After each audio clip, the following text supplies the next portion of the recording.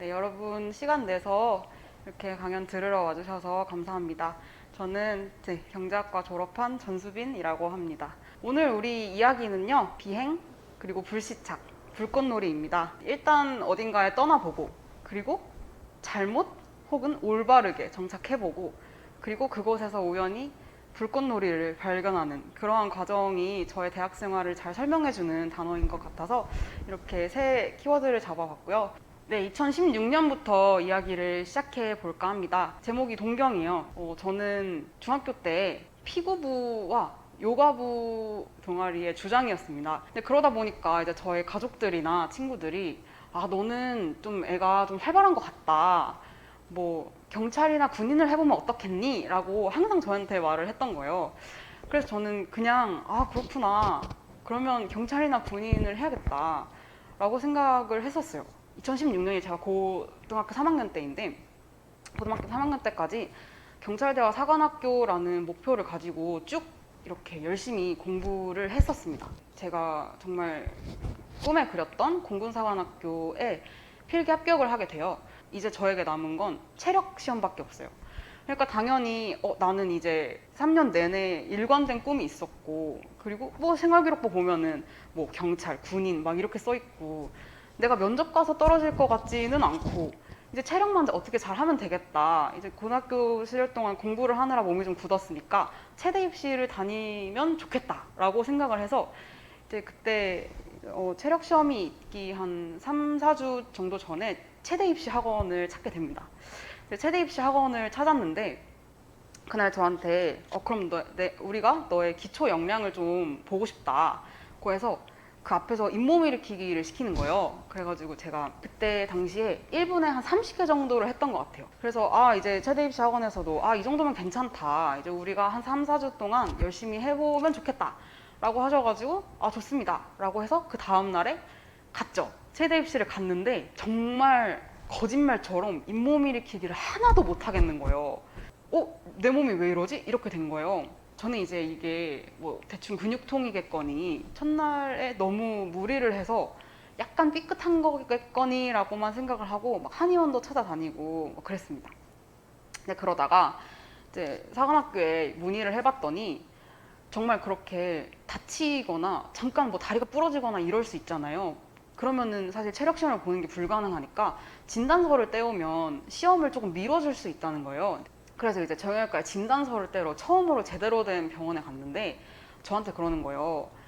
지금 본인한테 선천적으로 척추분리증이 있다. 이거 결격사유다. 갈 수 없는 학교다. 라고 말을 하는 거예요. 그러니까 말하자면 헛된 꿈을, 절대 이룰 수 없는 헛된 꿈을 한 4, 5년 동안 그냥 붙잡고 살았던 거죠.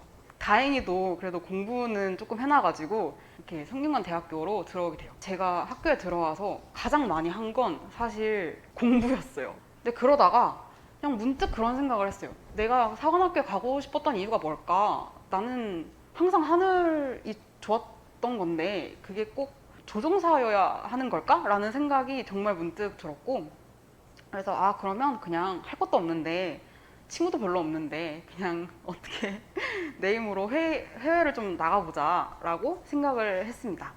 근데 그때 사실 학생들은 돈이 없잖아요. 그리고 막 등록금도 막 내야 되고 이제 막 생활비도 내야 되고 돈이 없으니까 저는 이제 봉사라는 방법을 떠올린 거예요. 그때 제가 학교에서 조그맣게 부스를 운영하고 있는 아이색이라는 학생 단체를 발견을 한 거예요. 이제 거기 가가지고 제가 해외를 좀 가볼까 하는데 어떻게 하면 되나요? 그랬더니 아이색 홈페이지에 들어가가지고 해외 봉사를 신청을 하시면 됩니다. 이렇게 하는 거예요. 뭐 나라도 엄청 많고 프로그램도 엄청 많은 거예요. 근데 그 중에서 폴란드에 봉사를 갑니다. 저희 프로그램이 사실 한 30명 정도의 봉사자를 모아놓고 한 3명씩 이제 서머 캠프에 보내요. 근데 제가 이제 배치를 받은 프로그램이 어떤 숲 속에 있는 캠프에서 저랑 싱가포르 친구랑 태국 애랑 이렇게 셋이서 거기 파견이 된 거예요. 사실 가장 중요한 발견이라고 할 수 있는데 제 스스로가 굉장히 낯선 상황, 그러니까 같은 나라에서 온 사람이 없고 같은 언어를 쓰는 사람이 없고 그리고 가치관도 다 다르고 생각도 다르고 그냥 모든 게 다 다른 사람들 사이에서 제가 생각보다 되게 잘하고 있는 거예요. 내가 이런 면도 있구나. 어쩌면 내가 좀 나에 대해 잘 모르고 있었던 게 아닌가 그런 생각이 들면서 이제 한국으로 돌아오게 됩니다. 제가 이제 2학년이 되면서 그러면 어쩌면 뭔가 나도 좀 많은 걸 해볼 수 있을지도 몰라 라는 생각과 이게 경험에서만 배울 수 있는 것들이 있구나, 내가 절대 경험하지 않았으면 몰랐을 것들이 있구나 라는 걸 좀 알게 되었어요. 그래서 그러면 하고 싶은 걸 다 해봐야겠다, 내가 조금 관심이 가는 것들을 일단 다 지원을 해봐야겠다라고 생각을 합니다.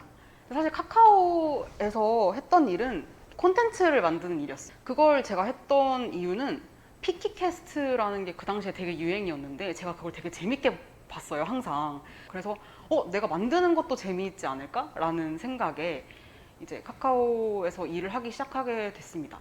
카카오에서 일을 하면서 느낀 건 제가 이 분야와 사실 맞지 않는다는 거였어요. 나는 트렌드 세터는 아닌 것 같아, 막 이런 생각을 하면서 이제 내가 데일리로 빨리빨리 지나가는 일보다는 뭔가 조금 텀을 가지고 약간 더 탐구를 하면서 해나갈 수 있는 게 맞는 것 같다라는 걸 느꼈고요. 그리고 이제 동시에 이제 학회를 1년 동안 진행을 했는데요. 경제학회 세다라는 활동을 했어요. 약간씩 이미 진로를 정해놓은 언니 오빠들이랑 활동을 하다 보니까 그럼 나는 해외 활동이 약간 적성에 맞는 것 같고 경제도 생각보다 나쁘지 않은 것 같아 라는 생각을 하다 보니까 자연스럽게 그러면 통상 쪽으로 한번 생각을 해봐야겠다. 수업도 이제 뭐 국제통상론, 국제무역론 뭐 이런 수업을 듣기 시작하고요. 학회에 같은 목표를 좀 가지고 있는 다른 학우들과 통상정책 토론 대회라거나 그런 데도 한번 나가보고, 근데 그러면서 조금 내가 대충 이 분야에 가면 괜찮을 것 같다 라는 생각을 가지고 이제 그 정말 살인적이었던 2학년이 끝나고 2019년 3학년이 됩니다. 근데 스웨덴으로 교환학생을 갔어요. 스웨덴에서의 삶이 제 인생의 되게 터닝포인트라고 생각을 하는 게 바로 이 사람들 때문인데요. 되게 많은 걸 봤던 것 같아요. 이렇게 사는 사람도 있구나. 교환학생이 끝날 무렵에 그럼 그냥 제일 관심 있는 기업에 전화를 해보자 라고 생각을 합니다. 그렇게 해서 전화를 했던 게 코트라예요.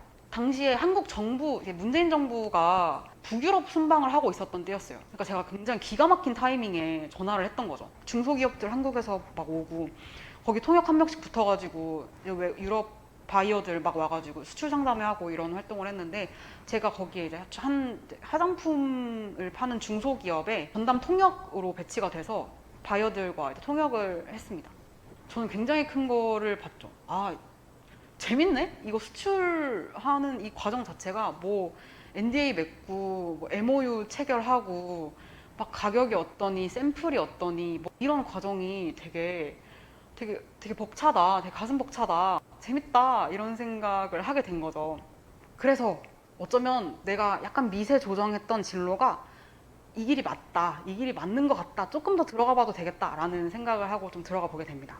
그래서 딱 한국에 왔는데 코로나가 터진 거예요. 그러니까 뭐 학교도 수업도 뭐 온라인으로 한다. 막 기업 다 떨어져. 난 그냥 휴학해버리고 빨리 인턴하고 해외 가고 싶은데 안 되는 거예요. 자꾸 막히는 거예요. 그래서 이제 약간 멘붕이 온 거죠. 내가 지금까지는 막 도전하면 어떻게든 됐는데 안 된다? 이게 말이 돼? 이렇게 해서 완전히 그냥 얼어버린 거예요, 제 자신이. 근데 사실은 어떻게 보면 되게 기회였던 것 같다는 생각도 이제 와서 사실 들거든요. 사실 그 상황에 있을 땐 그냥 너무 최악이고 맨날 받는 게 불합격 문자밖에 없고 답답하고 짜증나는데 뒤돌아서 보면 사실 저한테는 어떤 시간이었냐면 멀리 가려면 좀 숨고르기를 하는 방법을 좀 알아야겠구나 라는 걸 제가 이제 중도 휴학을 하고 소파에서 한 2달을 보내면서 깨닫게 됩니다. 그리고 나서 2021년이 됩니다. 이 정도 속도면 괜찮겠다 라고 해서 시작한 게 국제교류팀에 학생 인턴을 하기 시작해요. 학생 인턴을 하면서 이제 이 일상과 그리고 방과 후에 또 내 할 일을 하는 그 일상에 조화를 점점 맞춰가기 시작합니다. 그리고 또 하나 깨달은 것은 사실 국제교류팀에 있으면 영어로 계속 일을 해요. 근데 그런 활동을 해야 되다 보니까 국제교류팀에서 일하는 학생들 자체가 해외를 되게 좋아하는 애들이에요. 되게 재밌는 거예요. 성향에 맞는 사람들이랑 일하는 게 이렇게 재밌구나.